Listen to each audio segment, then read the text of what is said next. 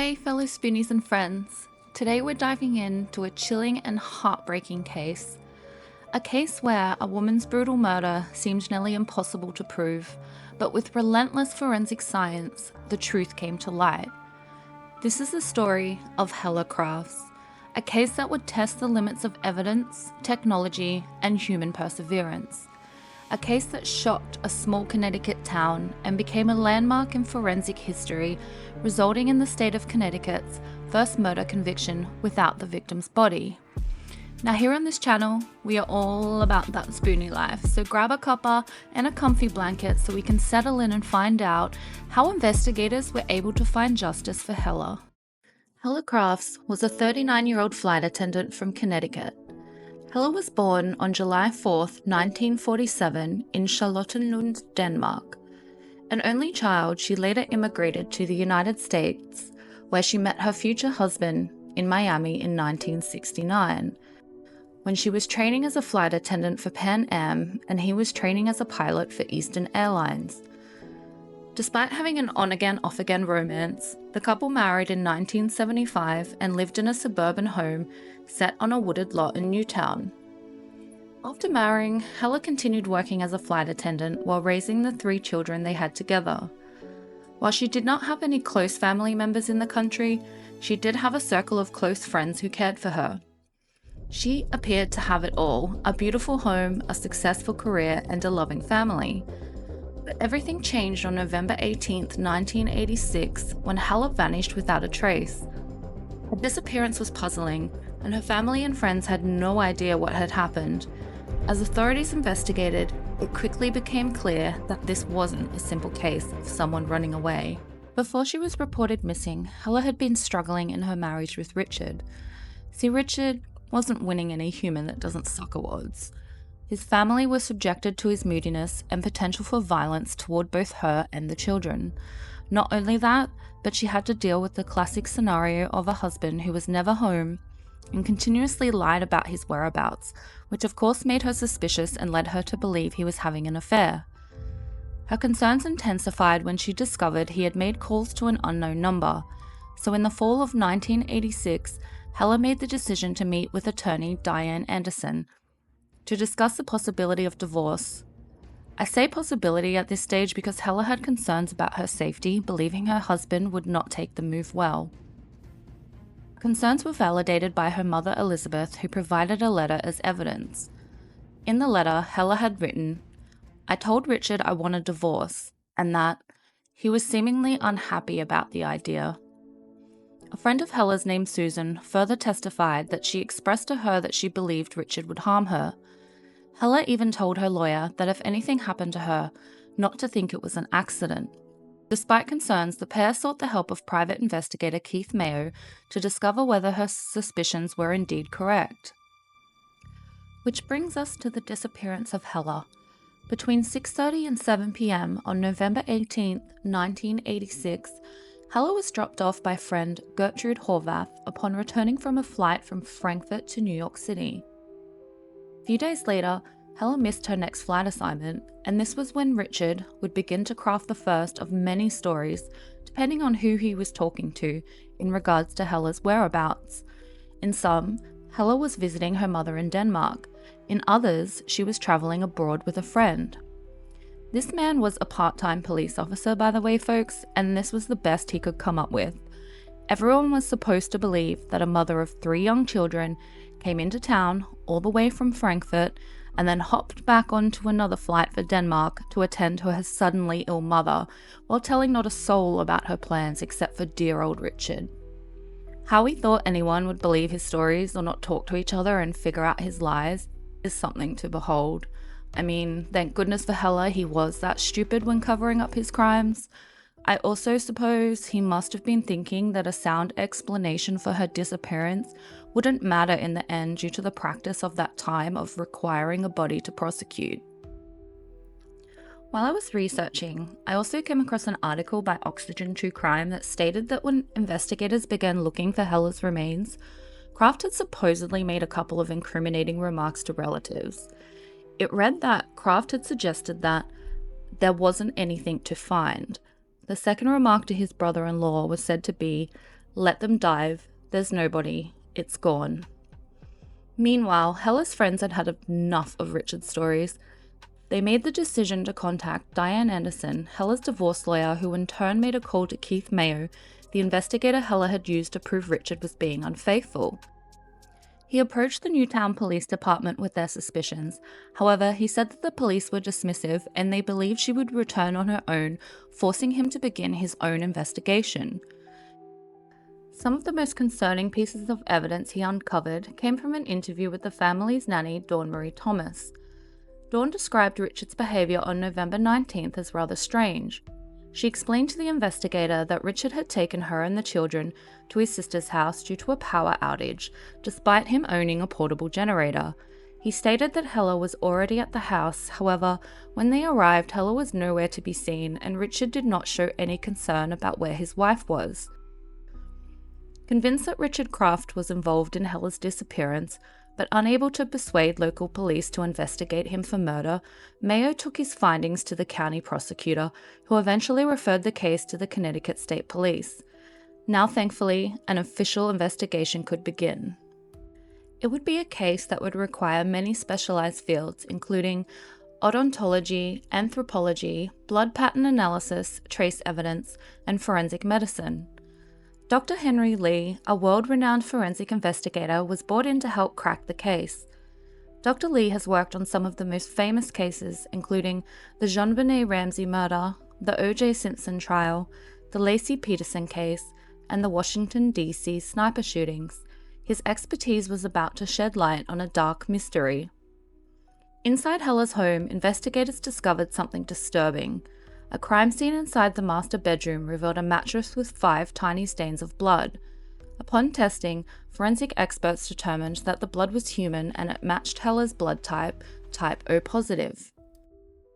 The stains were not just random spots. Forensic scientist Dr. Lee analyzed the blood further and discovered it was circulating blood, not menstrual. This meant that Helle had been injured and the blood came from a recent injury.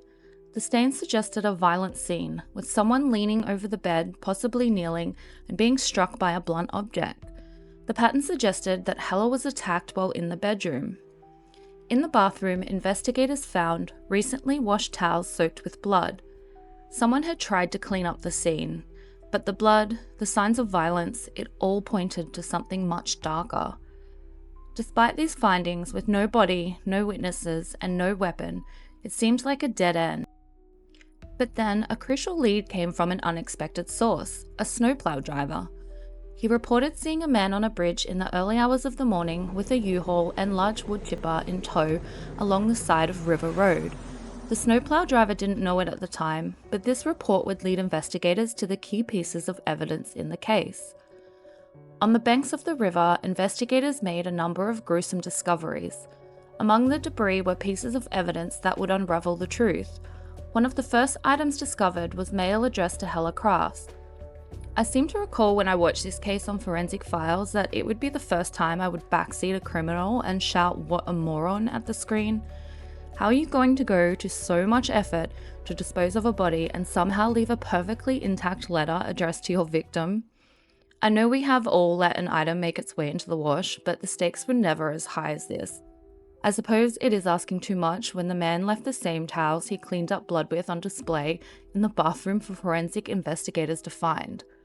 Along with the letter, they found strands of blonde hair, blue fibers, grey metal fragments, and even a painted fingernail. These pieces of evidence scattered along the river's edge would ultimately help lead to the shocking conclusion of what had happened to Helle. Armed with the evidence found among the riverbank debris, divers searching the river discovered pieces of a chainsaw. Most disturbingly, the serial number was scratched off, but forensic experts were able to restore the serial number using a special solution, and when they traced the number, it led them to the warranty card sent in by none other than Richard Crafts. Using hair samples from Helle's brush, investigators found that the hair found at the river and in the chainsaw were microscopically identical to hers. Even more disturbing, the blue fibers from the river matched the same colour as Helle's favourite nightshirt. The nail polish on the fingernail found in the river was compared to a bottle of polish from Helle's home. It was a perfect match. But the most shocking discovery came when forensic experts tested bone fragments found in the river. The bone fragments were found to contain human DNA and were identified as matching Helle's type of blood. A critical piece of evidence came from a test conducted with a pig carcass. Experts used the carcass to simulate the bone fragments found in the river. The bone fragments from the river matched the signature cuts made by the woodchipper. Tests were also conducted on tissue-like material that had been found in the back of the rented U-Haul, which came back positive for human remains. Finally, a tooth was found in the river, and after careful examination it was determined to be a match to Helle's dental records. The pieces of the puzzle were all coming together. On January 13, 1987, Richard was arrested for homicide and held on $750,000 bond at the Bridgeport Community Correctional Center. The prosecutors now had a huge challenge on their hands. They had to convince the jury that the defendant was guilty, but they didn't have a body. They would need to tie all the pieces together in order to also convince them that Helle was deceased. During the trial, through the forensic evidence, investigators and the prosecution were able to reconstruct the brutal murder of Helle Crafts. They determined that she had been struck in the head with a blunt object, likely in the bedroom. Her body was then frozen in a freezer to make it easier when Richard Crafts later moved her and used a chainsaw to dismember her body. The body parts were then fed into the woodchipper, hoping to erase all traces of the crime. At the first trial in 1987, 11 jurors voted for conviction, but a lone holdout named Warren Maskell, 47, defied the judge and walked out of deliberations, causing a mistrial, as reported by People magazine. In the second trial, the forensic evidence, including the hair, fibers, and bone fragments, were found to be irrefutable by the jury, and in 1989, Richard was convicted of murder and sentenced to 15 years in prison. In an interview then with the News Times, one juror said it was the massive totality of the evidence that convinced the jurors of Richard Crafts' treachery. They took just 8 hours to find him guilty of murdering his wife. During the 11-week trial, Richard remained restrained and stood emotionless as the judge ordered the 50 years of a possible 25 to 60-year sentence. AP reported the following statement from Richard. "A great deal has been said about my apparent lack of emotion. He has ice water in his veins. But I have feelings like everyone else," said Crafts, who has maintained his innocence. The judge responded by saying, "I accept that people are private people. People can have deep emotions and still not express them. What I do note is the lack of any remorse." In 1993, Richard appealed his conviction on the grounds that the circumstantial evidence was not enough for a guilty verdict and that the publicity the case had received meant he was unable to have a fair trial. I think we can agree that there was more than sufficient evidence, and yes, publicity of crimes can be an issue, but they had accounted for that as best as possible by moving the trial to New London. It also just grinds my gears that murderers like him cry foul when all he had to do was agree to the divorce and, not brutally murder the mother of his children and dispose of her in the way he did. When going through this case and learning about Richard's treachery, one of the hardest things to digest besides the crime itself was learning that Helle had nursed him through colon cancer, for which he had been given very low odds of survival. To be that close to dying and then to repay your wife by taking her life in turn is truly despicable. Susan's testimony had also revealed that Richard had lied about his cancer returning to try and get her to not go through with the divorce, and that Helle had to call Richard's doctor to find out that it was untrue and he was healthy. To me, this is just further proof that he deserves to walk the world's longest path of Lego.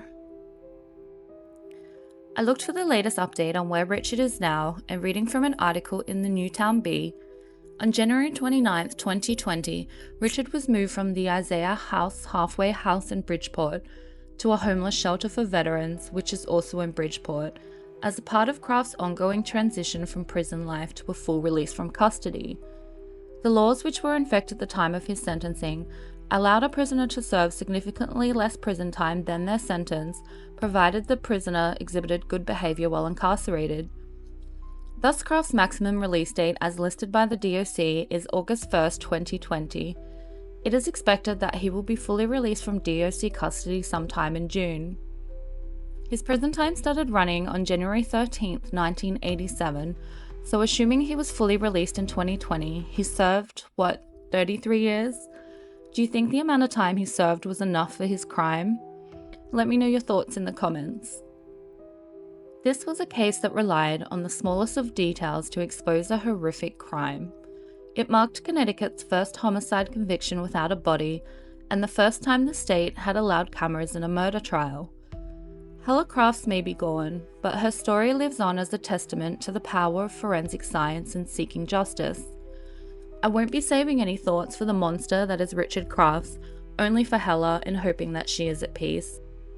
I also hope her 3 children, whose ages ranged from 5 to 10 at the time of their mother's murder, were able to go on and thrive.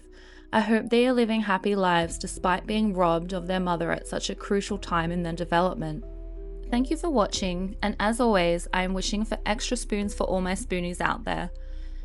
I am also sick with allergies while recording this, so I do apologize if that has come across, but hey, still not as sick as Richard. And if you found this case as remarkable as I did, please be sure to like, subscribe, and click the bell for more true crime stories.